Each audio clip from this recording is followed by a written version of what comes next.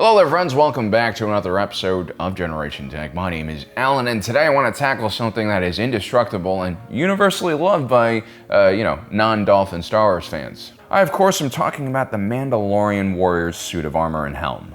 As usual, I want to play the contrarian and point out some fundamental flaws with this important part of Star Wars lore, taking into account what soldiers actually need on the battlefield compared to what Hollywood thinks they need. I know, no one asked me to do this, no one asked me to break down a fictional armor within a fictional universe, but I'm not gonna be able to shut my brain down until I do this video, Steve. So let's talk about the Mandalorians and how it became tradition for them to wear extremely heavy plate armor on the battlefield. Most traditions start out as a necessity. It's an adaptation that the group adopts and then repeats over and over again because it's truly beneficial for that group. Take a look at gender reveals, for instance. Before we had ultrasounds, the only way parents could really tell if the kid was gonna be a boy or a girl was by setting off huge explosions near a pregnant woman, hoping that the essence of the baby inside the woman would either turn the smoke from the explosion pink or blue.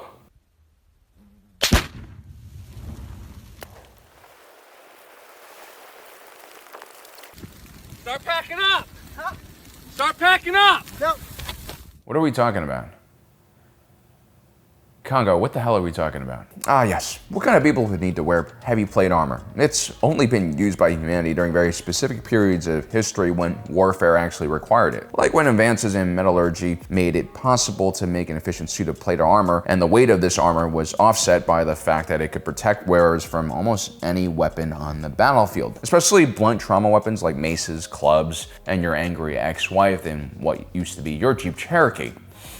Why did we ever open that Pandora's box? Sports utility vehicles. Were the off-road capabilities actually worth the chaos in the suburbs, Steve? Was it worth it? Anyway, back to the Mandalorians. Although their early history is a bit shrouded in mystery, and most of the in-depth knowledge we know about them during the Old Republic period is now considered legendary, it's clear that early Mandalorians were pretty toxic, and they liked, using melee weapons, and they either absconded or just didn't have access to range weapons, or at least energy range weapons. They might have had slug throwers. Take a look at Tar Vizsla, the Force-sensitive Mandalorian who became a Jedi and then returned to unite all of Mandalore beneath his blade, the Darksaber. That Darksaber became a symbol of the Mandalorian throne, and all future Mandalores for centuries after would wield the saber, which could only be acquired in a duel. Therefore, melee combat was not just a part of how the Mandalorians fought, it was actually key to their entire political process. That's actually not a bad idea to adopt in our own political system. I mean, obviously we would just limit it to the primaries because they're all animals at that stage anyway.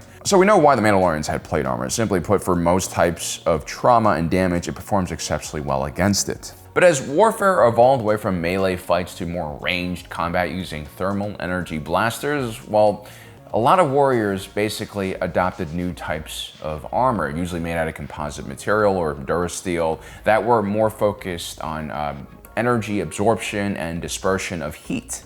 But the Mandalorians never really made that leap like the clones and the Stormtroopers, for a good reason. You see, clone armor and Stormtrooper armor is a lot lighter and cheaper, but it's just not as protective as high-end Mandalorian armor. It's perfect for mass production for a massive army, but that's not exactly what the Mandalorians were for most of their history. They were always small units fighting with heavily specialized weapons and equipment. And the Mandalorians stayed with their armor primarily because their home world of Mandalore was full of a special type of iron known as bes'kar. The Mandalorians perfected the art of forging bes'kar and were able to make a near indestructible material from it. This meant that it could stop most blaster rounds, and equally as important, it could stop most melee weapons, including even lightsabers. You see, as a warrior race, the Mandalorians loved encountering tougher and tougher foes and figuring out new, different methods to defeat them. This was all a part of the joy of being a Mandalorian. And they finally found their match when they met the Jedi Order for the first time. The Jedi were able to easily defeat their heavily armored counterparts. And this would be a great shock for Mandalorian society, and at least in Legends, the Mandalorians and the Jedi do not get along. They hate each other, they have a very long history, but the Mandalorians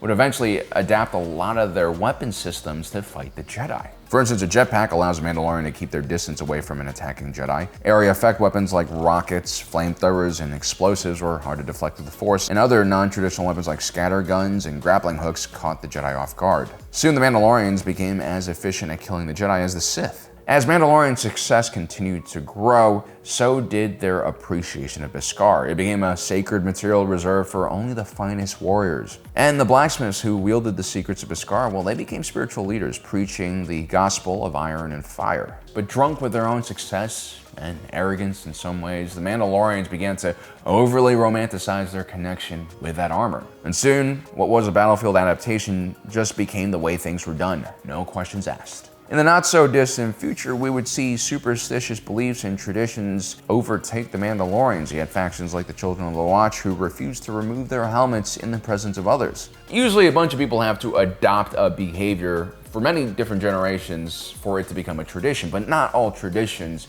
are chosen wisely. And that's what happened to the Mandalorians, what essentially was just a piece of kit turned into a cultural tradition and almost an identity. And it's at that point the Mandalorians began losing their edge. First of all, Mandalorians are generally not soldiers. I mean, they might occasionally fight in a mercenary army, and once in a blue moon, the Mandalorians might get together and cause chaos all across the galaxy in a good old-fashioned crusade. But for the most part, Mandalorians were warriors, independently contracted warriors who worked as bounty hunters and mercenaries for the highest bidder. This is very diverse and unpredictable work, and usually these Mandalorians hunted in small groups or alone, and so they had very minimal backup and support. This Mando must do their own intelligence gathering and research, which usually involves trying to blend into your surroundings. For a soldier wearing a uniform and other markers to label you as a combatant is completely necessary, and technically the legal way you should pursue warfare. Now, for a Mandalorian civilian who's primarily working in the criminal underworld, sticking out like a sore thumb is a terrible idea. And if you're gonna be wearing that bes'kar armor, well, you can bet everyone is gonna be focused on you. If you're serious about defending yourself, you can't just rely on armor. That can take a hit. That's actually like the last layer of defense. And by the time the rounds are impacting the side of your head, you've already failed. I mean, all modern weapon systems, from tanks to aircraft carriers to Waffle Houses, have layered defenses. And the first layer of defense is being able to blend in with your surroundings so your enemy doesn't see you in the first place. I mean, look at what happens when Mando Bro walks into the Cantina Navarro. Literally everyone stops what they're doing and they all look directly at him. It's very clear that Din Djarin is wearing a suit of the most precious metal in the entire galaxy. And after Mandalore was destroyed, it was probably even more expensive. Thank you for coming to me.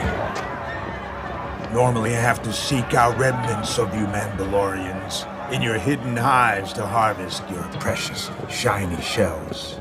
This is a really important lesson we can all learn from here. Especially in today's social media age where you got all these people telling you dress for success. Don't dress for success unless you're going for a job interview. What you wear really doesn't matter. If anything, I'm gonna be honest with you, you should dress like a homeless person or as close to a homeless person as you possibly can. And that is because if you're in a bad neighborhood, if you just want to avoid random people selling you junk, that's the best way to do it. Keep a low profile, less drama. I mean, people who chase that drip, they're usually fools. And so the Mandalorians, who are essentially wearing millions of credits on their bodies, will find it hard to approach a mission with stealth. I mean, if you're a fugitive or highly wanted individual and suddenly the backwater hole that you've been hiding in is swarming with Mandos, you'll know that the game's up and it's time to leave. In the history of warfare, no scout has ever mistaken a group of fully armored Mandalorians as anything else but a group of fully armored Mandalorians. While that knowledge might put some fear into the hearts of their enemies, it's never a good idea to let your enemies know what exactly is coming up. And that's because even though the Mandalorians seem indestructible, they actually have some weaknesses. If I knew a bunch of Mandalorians were, coming to get me, I'd probably surround myself with like a 10-foot deep pool. Because there's no way those metal-clad mofos are gonna be able to swim and get me. Okay, so the first layer of defense is detection, and the Mandalorians clearly have failed. Take a look at Din Djarin. He's supposed to be a skilled and respected Mandalorian warrior, and I do respect him. He's tough, he's kind-hearted, and a strong-willed individual, but he's not a skilled fighter at all. He's taken more blows and blaster rounds to his body than almost any Star Wars character that isn't played by Tamora Morrison. If Din Djarin was a D&D character, he would be a tank. Very little offensive output. All he does is soak up damage. In all fairness, he's able to coast through most combat situations like this, but it's hardly ideal. And so the second layer of defense is actually avoiding incoming damage, and that has to do somewhat with battlefield awareness, but also mobility. I mean, take a look at modern ballistic material. It comes in so many different shapes and sizes. You have, soft armor, hard armor, you have Kevlar, composites, steel plates, Scientology. The list is endless. But rarely do we ever see soldiers wearing everything. I mean, the only people who are completely covered in armor are basically EOD specialists, and they only wear the bomb suits in specific situations. These things not only restrain mobility, but they can give the wearer heat stroke. This is also why, no matter what kind of integrated armor system the brass draws up in the Pentagon, what the soldiers will actually use in the field really varies by how disciplined a unit is about what you're wearing and by, what each individual wants to do. I mean, some people might double stack some plates, other people might, take out that groin protector because they're that guy in high school football who didn't wear a cup. But generally the rule is the more plates you carry, the more Kevlar you got over your joints, your groin, your shoulders, the heavier and more weighed down you'll be. And on foot patrols, that could severely limit your combat effectiveness. I mean, especially if you're so tired you can't even function properly. The Mandalorians, in their defense, have very minimalistic chest plate armor that is designed to cover only the vital areas on their body.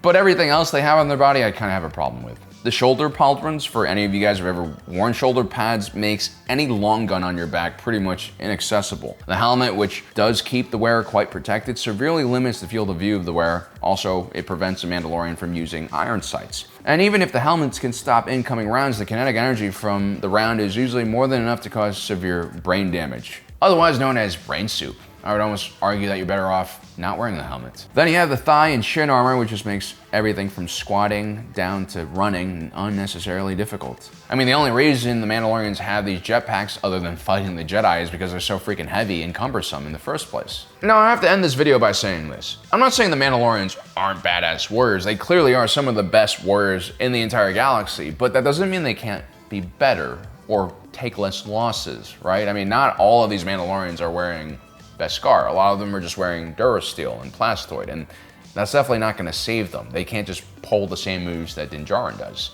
If the Mandalorians were to, I don't know, partake in some more modern tactics, that might destroy their people and their traditions and their culture, but maybe more of them will survive. Let me know in the comment section below what you guys think about my video. Also, don't forget to subscribe and hit that notification button down below so you don't miss out on the rest of our awesome content. As usual, my name is Alan, reminding you that my allegiance is to the Republic, to democracy,